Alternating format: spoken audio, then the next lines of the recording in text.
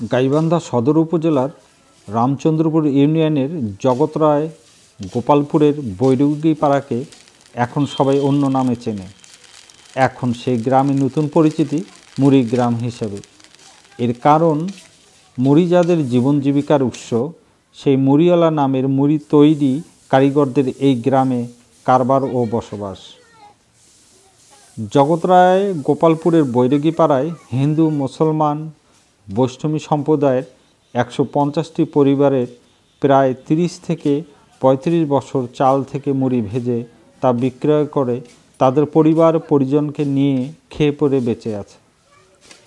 এই মুড়ি তাদের পেশা এবং একমাত্র আয়ের উৎস। প্রথমে প্রান্তিক জনগোষ্ঠী শুধু হিন্দু সম্প্রদায় ও বৈষ্ণবীরাই এই মুড়ি কারবারে জড়িত ছিল। পরে কতিপয় মুসলমান পরিবারও এই পেশায় সম্পৃক্ত হয়েছে।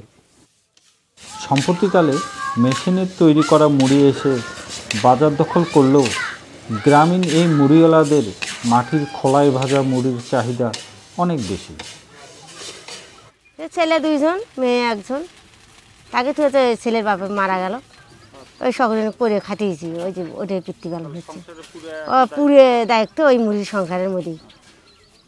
খড়ির দাম বেশি, এখন আর হচ্ছে নমনের দাম বেশি, খড়ির দাম বেশি, নাপ কম। এরা বেশিরভাগ বাঁশের মধ্যে ব্যবসাটা ভালো হয়,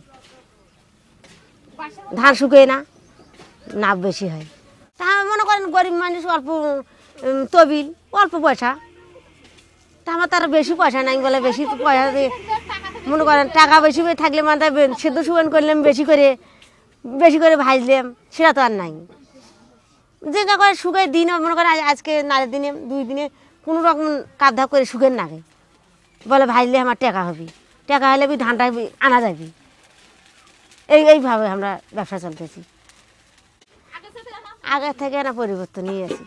হ্যাঁ, খারাপ কমকে ভালোই আছি। ব্যবসাটা করতেছি, আলাদা খাটিছি। যদি এই ব্যবসাটা না থাকলে হয় তাহলে আমার মনে করেন 12টা বাজে গেলে হয়, মনে করেন সোল বললে পথে পথে বেড়ান লাগলে হয়।